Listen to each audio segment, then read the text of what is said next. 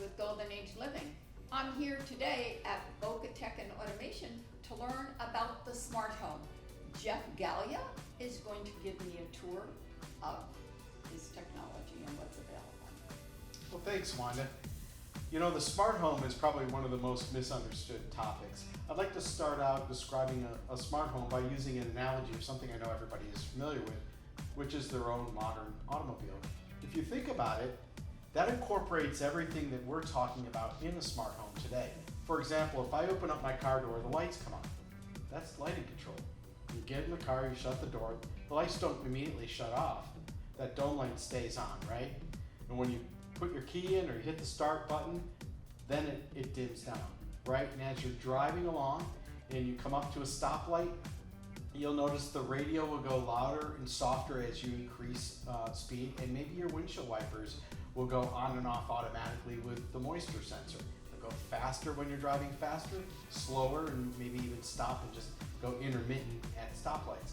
These kinds of automations happen all day long, and we don't even think about them. If you think about your backup camera, right? How useful is that? Well, that's the same sort of thing as a camera or a surveillance camera in your own home. Automated locks. I can hit one lock and all of my locks in the car door lock. Why can't I have that in my home to feel safe and secure? Same thing, if I get into the car, I want to know that I can lock and unlock quickly without having to go reach into the back seat and try and get that back door. So those kinds of things lead themselves into a smart home. A smart home incorporates all of these technologies. We have safety, right? Which would be things like safety and security would be like burglary alarm, maybe video surveillance cameras, maybe access control like keyless entry, like you have in your car. Imagine if you had keyless entry in your own home. So your automated garage door, like I would like to know if I left my garage door open while I'm inside and I don't have to get up and go out and hit the button. Well, maybe I can close that from a remote control. So what we simulated here is a full-scale model of a smart home. And what you see here is light. The first thing you notice is going to be lighting. And I've got my little smart home here, or smart app here, and you can see I can turn the lights on and off in my home, and I can change the brightness. Really bright, I can dim it, and so forth. All of the lights in the house, when I go to bed, I can hit off, and they shut off. Maybe they leave my night light on. Same thing, I can turn the floodlights on outside. Those kinds of things. Now, we look in all these little icons down here describe various aspects of the smart home. And we talked about safety and security. Those are kind of obvious things. Maybe things not so obvious would be things like motorized shading. Now, those shades are hard to pull up and down. Maybe you want them to go up and down automatically or with the press of a button. It needs to be simple, easy to operate, and reliable. Then we can move into things like entertainment systems. And I think that's what most people think of, you know, TVs, music, and so on. Sure, these are the things that occupy our time. We can listen and have nice soft music going everywhere. But think about it, someone rings your doorbell. What if the ding dong came through the ceiling speakers?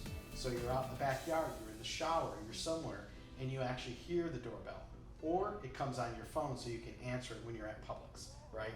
And you can say, please leave it on the porch. They don't even know you're not home, right? So these kinds of things are very commonplace.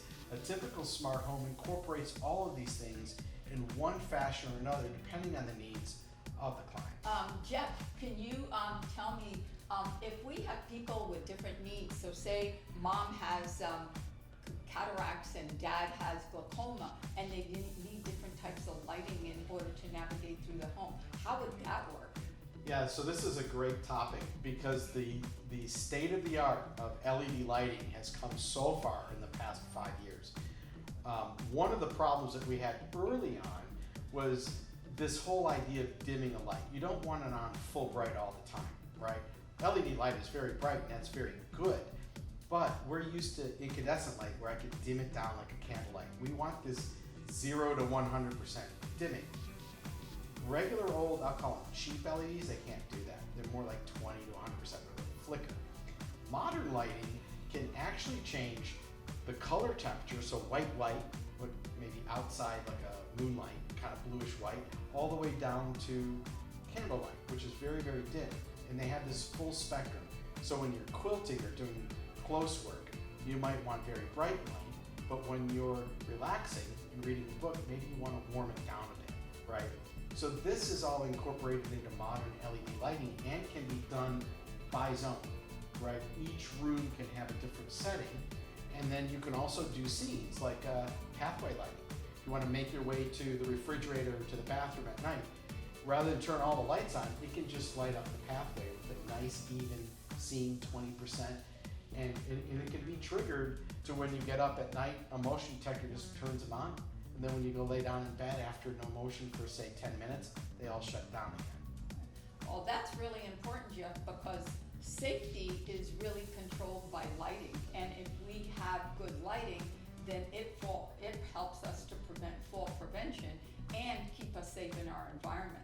So how would technology also be able to use, say, safely in entertainment? So how can we use that in communication with our loved ones or with our doctors or with our neighbors or our family? Right. Well, one thing that COVID did for the world really is take the idea of video teleconferencing and move it forward 10 years. It's been around for a while. We've had it here at PTA for a very long time. But it wasn't commonplace. It wasn't something that you would just pick up a video call, because obviously both ends need a video call to make it work. So what we're doing now is we're incorporating the video call experience right into the home television system with like a little soundbar looking thing under the TV. And it's got a camera that tracks to the speaking person, call it active speaker, right? And then it can zoom and so forth. Now everybody can sit on the couch and see everyone on the other end of the call. So you can have group calls, which is very, very, very nice. We did this with my own parents during COVID, where we had all of our families from around the US all dialed in. We're sitting on the couches. We set this up, and we had actually a better get together than if we had tried to plan it, because everybody was still doing their thing, making their Thanksgiving dinner, and we're all talking to each other. So I think that is a way to incorporate video teleconferencing right into your home entertainment systems. Yeah, and I think that is a way in which we can help older adults overcome the fear of technology by just seeing how that would enhance their quality of life, and maybe then encourage them to use other technology within their livable environment. Absolutely, and let's talk about some other more subtle ways to keep connected with your family, really just to keep tabs on them. Everyone's got a routine. I've got a routine. I don't even use an alarm clock anymore, right? I get up at the same time every day, right? And I'm sure you're similar. So my parents, they're in their 80s, and we care about each other, and I want to know that they're okay. They want to know that we're okay. It's just kind of a two-way street. So by having cameras that I can see on my television, I can see a camera that's on their property, and they can see one that's on mine. We watch each other's driveways. I know that if I see the garage door at my parents' house open around 7 a.m., that's normal. I see the garage door go up. Hey, Dad just got up, moved the car out. They're going to church. What have you? And on our end, he can see that we're coming and going. And we didn't even talk. We just sort of have this live video feed. The internet lets us share video cameras very, very simply, where your television can just have, 4 cameras, 8 cameras, 16 cameras. You can see different places. And so you can just be comfortable that the other end is actually alive and well and doing their thing. Well, I think that the last thing that's really, really important is people live alone. So women are going to be the person that's going to outlive men by 10 years, and we tend to stay alone. One of the biggest issues of concern is what happens if we fall in our home or we have an accident. So how can technology help us to either communicate or someone to be able to find us? Because I think this is a big concern for all people, regardless of age or abilities. Yeah, that's a great question, Wanda. So I think there's multiple things. One was what I just said. If somebody in my parents, let's say, didn't make it outside because they were on the ground or whatever, I would probably notice just because they didn't do their normal routine. But you can also wear something around your neck, a panic button. You've got the smart watches now. The Apple Watch is a very good thing to kind of keep track of that. These various things, all the touch panels and remotes, that'll have panic buttons on them. So you should have more than one way, right, to do that. And some of it is just noticing, and some of it is actually pressing a button. Okay, I think that with that really can help us to be able to remain in our home safely and be able to communicate with the people that we really need to address should something basically happen to us. So with that, I would love to be able to take a tour of your parents' home to see what part of the technology that we talked about and how they incorporated it into their home. Absolutely. I think that'd be a lot of fun. You could talk to my mom, which, I think we have a typical mom and dad where dad embraces technology because that's kind of his thing, kind of like mine. And mom was a little bit less comfortable with it. But after time, she learned, and now she's a pro, just like my dad is. Oh, that would be really great, because if we can share that with other people and they can see how user-friendly it is and how mom and dad incorporated, maybe that would overcome their shyness and they would take the opportunity to investigate how technology can help them. Thank you for inviting me. You're very welcome. My pleasure. So we now are going to go to Jeff's parents' home, JT and Emily, to see how they incorporated technology in their home and how it's working for them today. JT and Emily, thank you for inviting me into your home. I had a tour of Smart Home at Boca Tech and Automation, and I wanted to see how it was applied in your house. So one of the questions that I would like to ask you is, I know that you had technology in your previous home, and now you have new technology in your home here. So what were some of the transition or issues that you had to overcome in order to learn your new technology here, and what did that look like? I would say for me personally, the biggest hurdle I had to jump over was learning the new touch screen to turn music on in the morning or talk radio if that's what we want to watch, and the sequence of places to go and to do that, in order to do that, whether we wanted my studio and the kitchen or the living room and his office or whole house, just learning that sequence. And it took a week or two, and trial and error, make a mistake and you start over. Eventually you figure it out. Great. And when I really got stuck, I called him. Okay. So, and JT, as a man that's worked with technology all your life, I'm sure that you've seen how technology has evolved over time.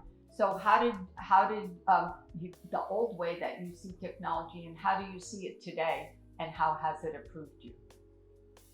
There's so many things you can do easily with technology now. Even though we had a lot of it in our previous home, this one here is up to the latest, and we had to learn it too. I had to learn it. But what I use every day, I get up in the morning, I grab my iPhone, and I shut off the alarm. I'm still in the bedroom, and I turn the kitchen lights on because I know that's where I'm going next. When I shut the alarm off, I've got it programmed so that it does turn one light on, so I can come into the hall. The next thing I would do, turn the coffee pot on. Turn the coffee. No, that does come up automatically. Basically, shut the alarm off, turn the lights on. The other part I do is I take my own readings of what happened during the night, and I look at it on an app and see what my heart rate was and what have you. It's all new technology. Nothing to do with the house, but it's new technology. Well, that technology is really important, because one of the issues that we also have is taking care of our well-being. You know, whether we need to monitor our heart, or we have diabetes, or we have different issues. Right. So you're using smart technology in order to give you that information instantly. Right, and it calls it into the doctor automatically. I don't do anything with it. I just look at it and punch a button, and away it goes. So that is really important. And one of the other issues that we also have when we're living in our homes is making sure that we have good lighting to protect us from falling. So could you share how you manage your lighting system? Well, when we first bought this home, which is 40 years old, it had very little lighting in it. So we designed the lighting in to get it lit up in the areas that we're going to do our working in. In my office and in her studio, primarily was the lighting. Now the lighting can be controlled from any touch panel, iPhone, iPad, and from any one of the remotes as far as that goes. It just takes a little learning curve to get there. Don't forget the under cabinet lighting. Yeah, That was a must because the kitchen is very dark on one end. The window is on the other end, and it's comfortable in there as far as lighting for most of the day. But where the appliances are, it's very dark and you just can't see. So how did you compensate? How did you get that compensated? Well, when we bought the house, there was a recessed ceiling, and it had fluorescent tubes in it, covered with a frosted plastic, whatever it was. And 2 of the tubes were out, so there was practically no lighting in there. And that all came out, and we put a fan in there and a light.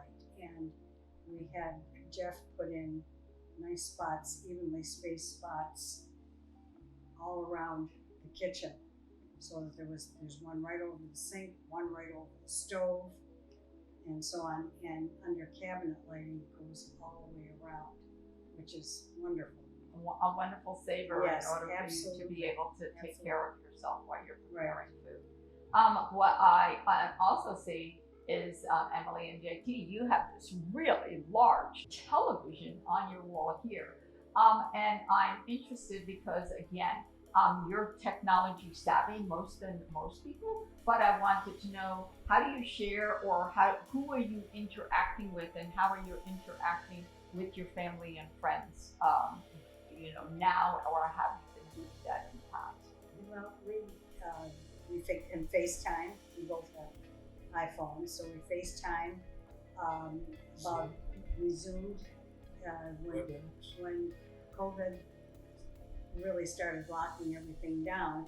Our children are pretty spaced out here and there. We've got 2 in Tampa, 2 that live here in Boca, and the son that lives in Cleveland. So we would, and one that lives in the Panhandle. The 6. So the way we would bring the 6 of them together is Jeff would arrange for a Zoom conference, and we'd see each other at least once a week or once every other week. That's a great way to stay Yes, close to certainly. family and Mhm. friends. And then the other one I wanted to ask you is, do you use technology to communicate, like with your doctors, or if you have to set appointments? How do you do absolutely. that? Absolutely. If they have a portal, we're on it.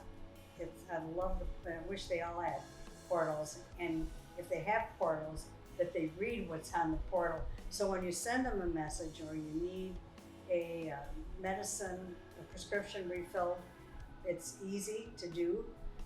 Some of them don't even look at it, but we're pretty fortunate in that Most respect. of our doctors Yeah, use them. have portals, and they typically answer within 12 20 hours, yeah. I'd say.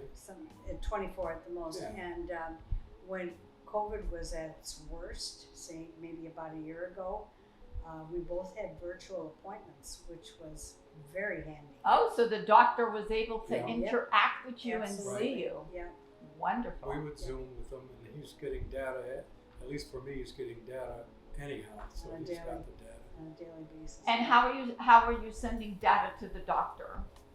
Either on a computer or most of the data is coming off the telephone. That's an automatic reading. Oh, you have an app on your phone and it comes from the No, it's devices that he gave me. One reads blood pressure, one does an EKG, and those automatically go to him as soon as I take them. So that's pretty. Oh, the device is sending the message Correct. directly to the Correct. doctor. Exactly. And if there's a problem, we hear from him within the hour. Wow. And if he needs a prescription change. One of the things have you. that we got into was ordering our food, our groceries online, and it's just Instacart. picking them up, which was, we never did that before, but with COVID, I don't think they even offered it before, to be honest with No. you. But we did that too, so that we didn't get involved with anybody or anything. So you Well- were able to stay active with people, you were able to shop and get your food delivered, you're able to communicate with your doctors, you're able to communicate Absolutely. with your friends and your family because you were able to embrace technology Yes. and be able to use it in your Yes. home. And there's a couple things that I like very What's that? Share that. I get text messages. If I don't put the alarm on at night, I'm getting text messages every 15 minutes saying your alarm is on. If my garage door is left open, I get a text message, or any window as far as that goes, that it's been open for over 10 minutes. Do you want it open or do you want it closed? Especially the garage door. So regardless of where I am, whether I have internet or not, my phone will shut the garage door. In fact, it will turn the lights on or do whatever I can do at home. We've been on cruises, not since we've been in this house because the cruise industry, but I would control and look at the cameras at the house all the time while on a cruise. And I'm sure I could do the same thing here. And I'm sure that your family is also feeling secure because you share the ability to be able to see each other, right? That's right. And how do you do that? Mostly we share the same camera program where I can see my son's home and I can see the workplace and he can see my cameras and he can see where we are. So that's how we keep track of each other. But it's a good. But then how does that make you feel? So does that give you? I'd say it's a good feeling because I do know that if You feel safe. You if he feel doesn't- safe. Yes. That I You think feel is safe. really important as we're older. Secure, We want to feel absolutely. safe and secure. So you're feeling by using technology, by using communication between your family members, by being able to see your family from outside, inside, and outside. Then you're both communicating two ways. So what would you like to share with people that are hesitant about technology? Don't be afraid of it. Don't say I can't. Give it a try and let it grow on you. Just you have to try. You have to go on. For another thing with what we've started to do is we'll play games on the TV, word games, to keep our mind sharp and figure out the words. Didn't even know it existed on there, but there was an app that we bumped We tripped into, on it. and we love it. It's called Word War. Word twist. And we used to play that on our iPhones, but now we can do it on a big screen. It's easier to see. I see that screen. I don't need glasses to look at that screen. It's large enough. But it's also nice because when family and friends come over, you could do the same thing, right? You could I'm sure we could. entertain from your large We TV. actually have 7 different sources that I can pull video from. So it's pretty great. I just love messing around with it, to be honest with you. And I always find something new that I missed before, and it makes it easy on your eyes. No question about that. I would say to anybody, take the leap and learn about it, and don't be afraid to get a big screen. This house, I mean, our screen fills the wall. It's when we first saw it, we said, "Oh my God." Especially him. It's a little stronger than that. It's a little big, and we've grown into it. Now we wouldn't be without You wouldn't it. trade it for the world, right? Not right now. No. Well, maybe a bigger one. No. I don't Wait, know. then you're going to have to invite the neighbors in the neighborhood. That's right, I don't know exactly, about that. exactly. Exactly. I do also see that in your office, you have several stations, right? Computer Screens screens, that yeah. help you monitor. So what are you watching on your computer screens? Well, I'm not really watching. Or I'm usually you working have on the them. ability to work on. So what are you The working on? TV over the monitors is monitoring all the cameras. As far as the screens, it just makes it easy for me to work from one program to another and not having to flip it on the screen. I can keep them all up at the same time. Like I like to keep the calendar up on one screen. Mm-hmm. I'm always looking for the calendar, what's the date, or where are we going tomorrow. So all that is put into the calendar. As a matter of fact, every doctor appointment and what have you is put into the calendar, and both of us get it, and we know what we're doing, and we'll look at it and review it for the week. I don't know how we'd lived without it, to be honest with you. Well, But, you just sort of grow into it, and I would say anybody considering some technology in their home is you don't have to get everything at once. Start out and just, once you learn that and you feel comfortable, then step it up a step or two, and you're just eventually it'll grow on you, and you'll wonder how you lived without it, because it really does make a big difference in our comfort and our security and the way we live. Just having everything readily available. You know, for instance, cookbooks. I got rid of all my cookbooks. I can just use my iPad and click on all recipes, and I can find something to fix in 10 minutes. Ah, wonderful. The last thing, what I'd like to also ask is, you know, women are going to outlive men by 10 years. So as a female, as a woman, say having to learn technology or living by yourself, what does that bring to you when you have technology to assist you with your activities every day? So how does that make you feel? It absolutely makes it easier for me, and I'm not afraid of it. And if I'm stumped or I can't figure something out, I would call one of my children or grandkids. Well, one of the things we did too is I do all my financials online, and Emily has never seen them. So I took the same program and put it on her computer so she can handle her finances on her own.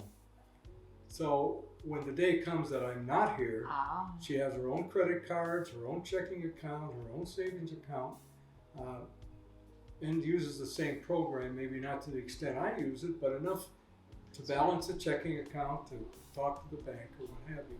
And I found that out to be quite important, because that was one of my concerns. Who's going to look at this computer and figure out what the heck I've been doing for 30 years? Yeah.